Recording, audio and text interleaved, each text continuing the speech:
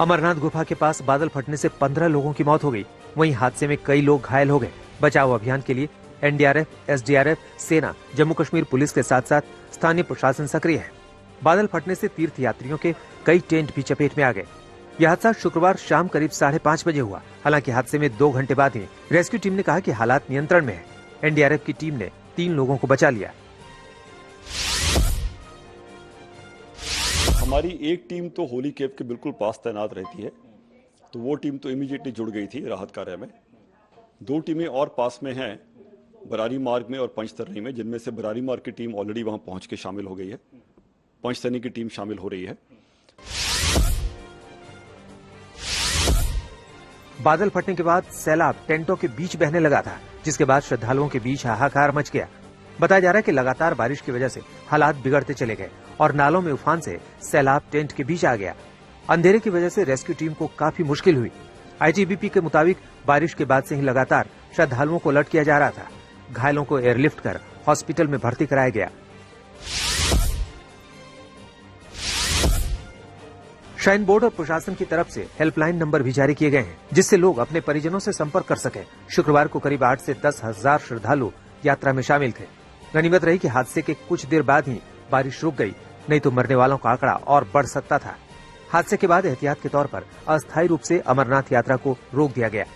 अगर मौसम सामान्य रहा और रास्ता साफ हो गया तो यात्रा फिर शुरू की जाएगी।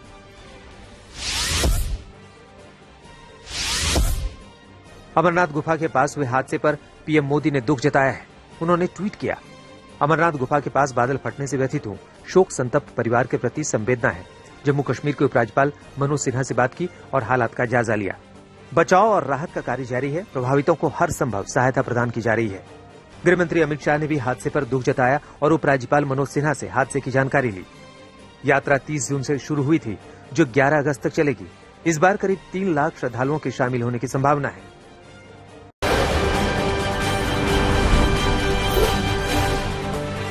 गुजरात में बाढ़ का प्रकोप जारी है। कच्छ में लगातार बारिश के बाद सड़क पर सैलाब बह रहा है। गलियों में गाड़ियां तैरती नजर आई। कई इलाकों में कमर तक पानी भरा हुआ दिखा।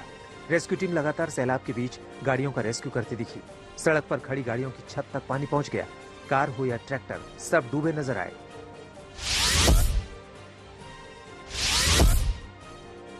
कच्छ में नदियां उफान पर हैं। इंसान के साथ जानवरों का भी बुरा हाल दिखा। भैंस बहते हुए कैमरे में कैद हो गई। मौसम विभाग के मुताबिक अभी अगले 4 दिन और गुजरात पर भारी है। समुद्र में मछुआरों को नहीं जाने की हिदायत बार बार दी जा रही है। समुद्री किनारे शहरों में तेज हवाओं के साथ बारिश का अलर्ट है। सैलानियों से भी समुद्री इलाकों से दूर रहने की गुजारिश की जा रही है।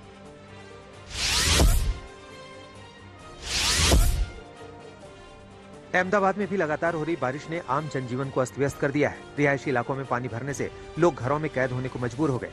द्वारका में भी उफनती लहरों में 3 लोग बह गए। इनकी कार लहरों के बीच फंस गई थी। फायर ब्रिगेड की टीम ने कड़ी मशक्कत के बाद इनका रेस्क्यू कर लिया।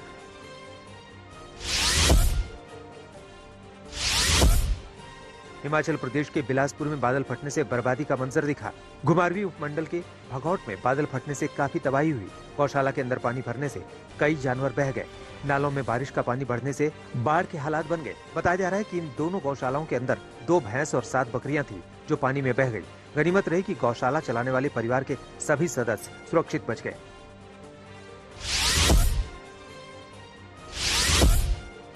उत्तराखंड में भी बारिश मुसीबत का सबब बनी हुई है। पिथौरागढ़ में लैंडस्लाइड का लाइव वीडियो सामने आया। पलक झपकते ही पहाड़ का बड़ा हिस्सा सड़क पर आ गया। एक तरफ रेस्क्यू के लिए आई जेसीबी इंतजार कर रही थी, तभी दूसरी तरफ एक कार भी वहां फंस गई। कुछ यात्री लैंडस्लाइड की वजह से पैदल पार करने की कोशिश करते दिखे, लेकिन जैसे ही पहाड़ दरकना शुरू हुआ, लोग चिल्लाने लगे, जिसके बाद पास में मौजूद यात्रियों ने भागकर जान बचाई। गनीमत रही कि हादसे में जान माल का नुकसान नहीं हुआ।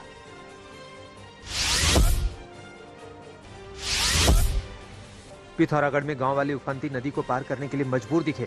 खुमती गांव को शहर से जोड़ने वाले 4 पुल 2020 की बारिश में तबाह हो गए थे, जिसके बाद से लोगों को यूं ही नदी पार करके सफर तय करना पड़ता है। खासतौर पर बारिश में यह सफर और जानलेवा हो जाता है।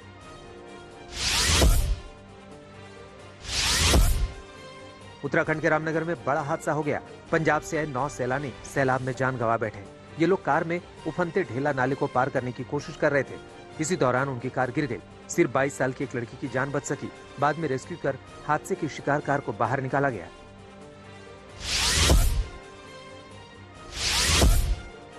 उत्तराखंड में मानसून की एंट्री के साथ ही मुसीबत बढ़ गई है। बारिश और लैंडस्लाइड की वजह से मलबा आने से करीब 150 से ज्यादा सड़कों को नुकसान हुआ है। इनमें 11 स्टेट हाईवे भी शामिल है। बद्रीनाथ और केदारनाथ के रास्ते में भी कई जगहों पर लैंडस्लाइड से हाईवे को नुकसान हुआ है। मौसम विभाग ने आगे भी भारी बारिश का येलो अलर्ट जारी किया है।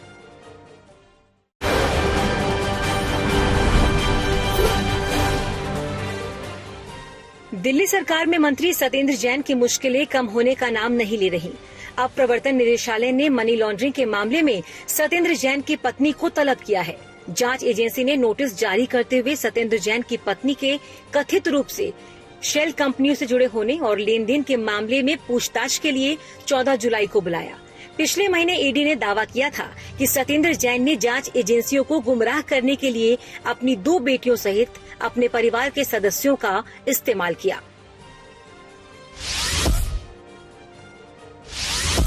झारखंड के टेंडर घोटाला मामले में मुख्यमंत्री हेमंत सोरेन के विधायक प्रतिनिधि पंकज मिश्रा के घर पर ईडी की छापेमारी हुई। मिली जानकारी के अनुसार झारखंड में पंकज मिश्रा के करीब 18 ठिकानों पर ईडी ने छापेमारी की। छापेमारी में ईडी ने पंकज मिश्रा के करीबी हीरा भगत से 3 करोड़ कैश जब्त किए। महाराष्ट्र के पूर्व सीएम और शिवसेना प्रमुख उद्धव ठाकरे ने राज्य में मध्यावधि चुनाव की मांग की है। इतना ही नहीं, उन्होंने कहा कि सुप्रीम कोर्ट का 11 जुलाई को आने वाला फैसला शिवसेना ही नहीं बल्कि भारतीय लोकतंत्र का भविष्य भी तय करेगा। दरअसल शिवसेना की ओर से सुप्रीम कोर्ट में याचिका लगाई गई है, जिसमें राज्यपाल की ओर से एकनाथ शिंदे को सरकार बनाने का आमंत्रण देने के फैसले को चुनौती दी गई है। इसमें स्पीकर के निर्वाचन और विश्वास मत की प्रक्रिया को भी गलत बताया गया है। सुप्रीम कोर्ट 11 जुलाई को इस याचिका पर सुनवाई करेगा। अहमदाबाद क्राइम ब्रांच ने कहा कि नुपुर शर्मा की घटना के बाद मलेशिया और इंडोनेशिया के हैकर्स ने भारत के खिलाफ साइबर युद्ध शुरू कर दिया है।